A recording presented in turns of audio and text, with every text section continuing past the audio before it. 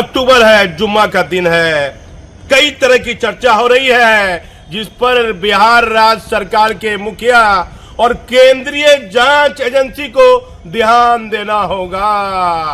Police मुख्यालय से 89 batch के आलोक राज साहब ने जब भट्टी साहब से पदभार ग्रहण किया, भट्टी साहब की कार्यशैली से प्रैक्टिकल जो डीजीपी की कार्यशैली होनी चाहिए वह बेहतर नहीं थे। भले ईमानदार हो बात अलग है, लेकिन आम जनता से नहीं मिला।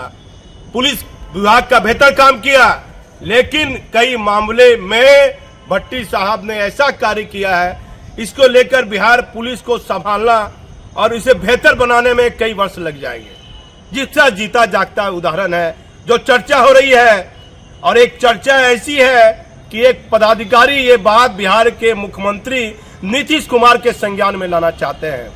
कई आईपीएस का तबादला हुआ, वह आईपीएस साहब कुछ अपने रेंज में चले गए, जिनको केंद्र जाना था केंद्र चले गए, लेकिन मोहब्बत प्यार तो किसी भी आदमी, खिलौना से भी प्यार होता है, आदमी को अपने बच्चे से भी प्यार होता है, परिवार से भी प्यार होता है, लेकिन गाड़ी से मोहब्बत।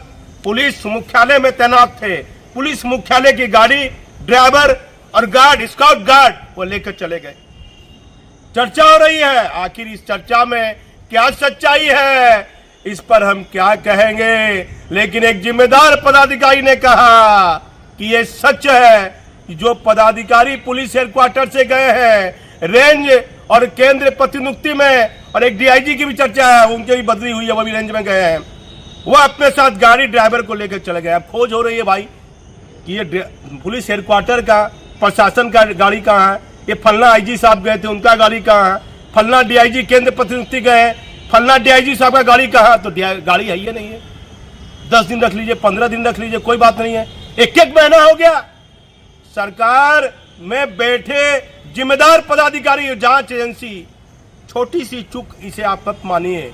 पुलिस की गाड़ी है, सरकारी पदाधिकारियों की वह गाड़ी है, वह अपने पद से बदल गए, लेकिन गाड़ी के प्रति मोहब्बत नहीं भूले हैं, गाड़ी को अपने साथ ले गए हैं।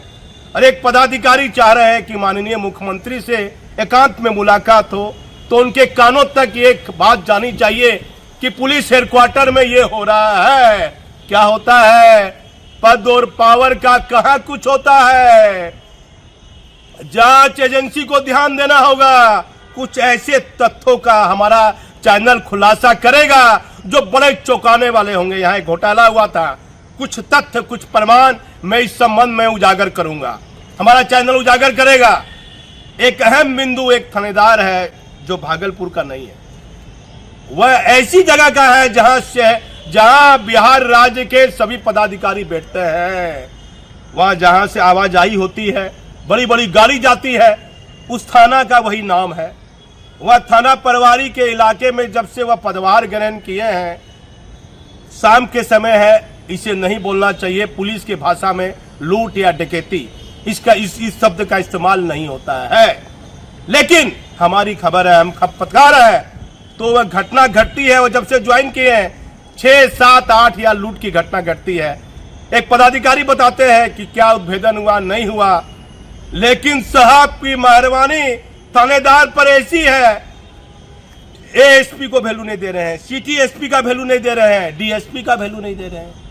एक डीएसपी तो ऐसे हैं जो मैं जिले का नाम नहीं लूंगा, एक मामले का उद्भेदन हो गया और वह आईपीएस पदाधिकारी बाहर से आए हैं, धीरे धीरे हिंदी बोलते हैं, तो वो पीसी के दौरान आप देखिए कितना प्रभाव है। प्रभाव किस तरह का, पदाधिकारी का प्रभाव होगा तो जूनियर पदाधिकारी उछल रहे हैं मीटिंग में। वह जूनियर पदाधिकारी सिटी एसपी के सामने कह रहा है, सर मुझे बताने दीजिए। अब पत्रकारों में चर्चा होने लगी कि सिटी एसपी बैठे हुए हैं और वह प्रेस वार्ता कर रहे हैं। बताइए, समरथ को नहीं दोष गोसाई, सब कुछ हो गया, लेकिन नहीं कोई जांच होती है, कुछ नहीं होता है। डीएसपी साहब का प्रभाव ऐसा है, ऐसी साहब की उन पर मेहरबानी है कि वह सिटी एसपी को प्रेस वार्ता के दौरान टोक रहे हैं, और मजबूरन तब सिटी एसपी को टोकना पड़ा कि मुझे कहने दीजिए क्या हो रहा है, केंद्रीय जांच एजेंसी राज्य सरकार में बैठे जिम्मेदार पदाधिकारी को ध्यान देना होगा। वो कहावत है, कई वर्षों पहले अनिल पांडे साहब यहाँ होते थे, 26-27 वर्ष पहले आईजी थे।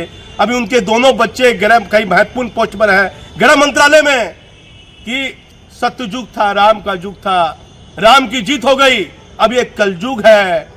वैसे माफिया, वैसे कुकर्मी आप कहिए, वह ऐसे ऐसे पोस्ट पर जा रहे हैं प्रतिनिधि बनकर कि वह कानून बनाएंगे।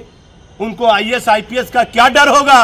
और वह कुछ लोग तो चले भी गए हैं, जीत कर उस जगह पर चले गए हैं जहां पर आप उन पर सवाल नहीं उठा सकते हैं, और गृह मंत्री के साथ, प्रधानमंत्री के साथ अपनी फोटो फेसबुक पर शेयर करते हैं। वैसे लोगों को डराने के लिए जहां उनसे जमीन का विवाद चल रहा है, वह कब्जा किए हुए हैं कि देखिए मैं माननीय बन गया हूं, मेरा पहुंच आप देख लीजिए कहां तक है। इसीलिए थाना वाना में शिकायत नहीं करना है, मैं किसके साथ बैठ रहा हूं फोटो देख लीजिए। ये भय बना रहे हैं। आखिर कैसे सत्य की जीत कैसे होगी।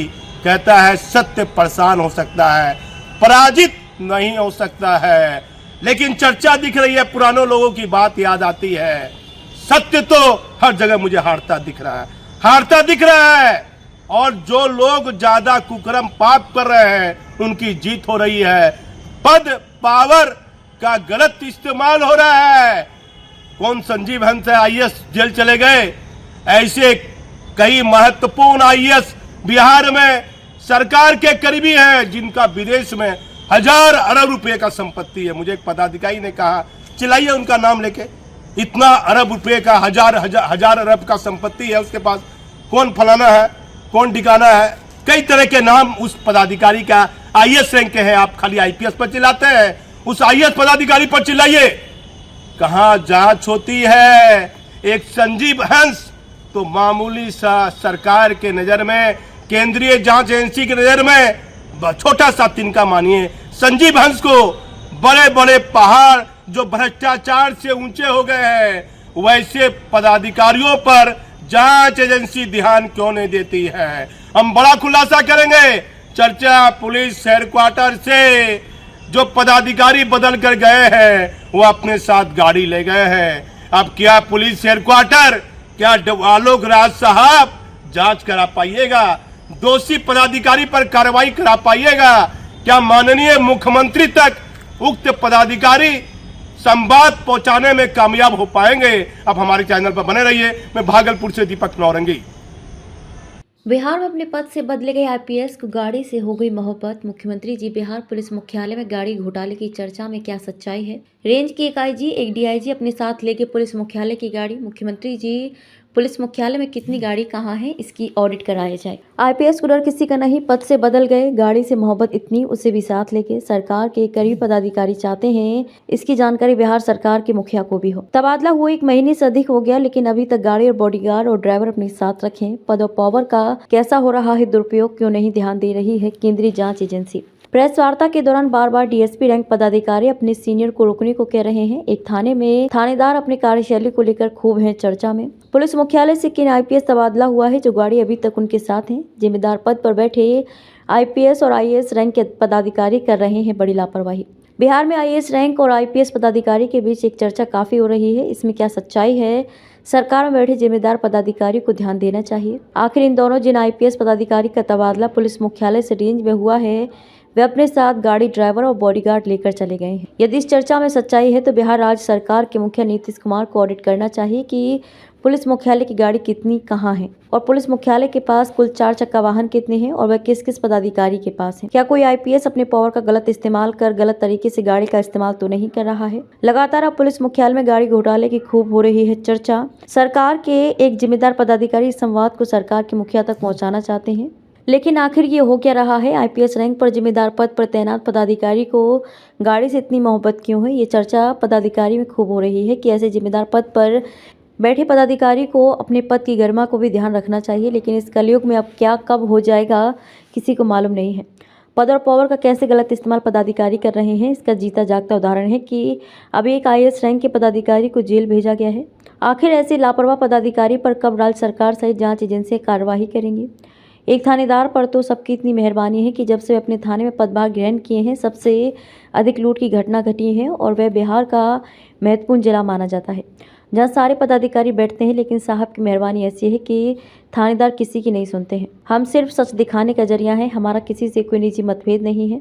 जो चर्चा होती है उस पर भी हम खबर बना देते हैं। आखिर सरकार को जांच करना चाहिए, बिहार में कौन DSP है जो प्रेस वार्ता के दौरान अपने सीनियर के सामने बार बार कहता है, सर मुझे कहने दीजिए, आखिर ऐसे पदाधिकारी अनुशासन को कैसे भूल रहे हैं? इनको किस तरह की ट्रेनिंग दी जाती है और इस तरह की लापरवाही क्यों की जा रही है? धीरे धीरे जो समय आ रहा है वह अनुकूल नहीं दिख रहा है। ऐसे में जांच एजेंसी और जिम्मेदार पदाधिकारी को कड़क रवैया अपनाना होगा, गंभीर होना पड़ेगा, तभी जाकर पदाधिकारी बेहतर तरीके से आम व्यक्ति को न्याय दें या ना दें, कम से कम व्यक्ति से बेहतर तरीके से मिलेंगे तो सही। लेकिन कौन सच्चाई पर कितना ध्यान देता है ये कहना कठिन होगा। हम सिर्फ सच दिखाने का जरिया है।